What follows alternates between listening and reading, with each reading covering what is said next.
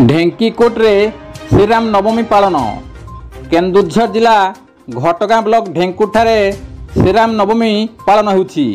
श्रीराम नवमी पालन committee पक्षरु high school पोखरु 108 कलश अणाई पूजार्चना कराई। एथिरे अतिथि भावे घसीपुरा बीजेडी विधायक प्रार्थी बद्रीनारायण पात्र जोग देइथिले। कमिटीर सभापति राजकिशोर साहू, संपादक मकध्वज साहू, उपसभापति कृपा सिंधु दलई, कोषाध्यक्ष अशेष कुमार साहू, जगन्नाथ दास, तृप्तिरंजन साहू, अजय बेद, गम्हा नायक, श्याम किशोर चौधरी समेत शताधिक लोक कार्यक्रम में अंशग्रहण करथिले।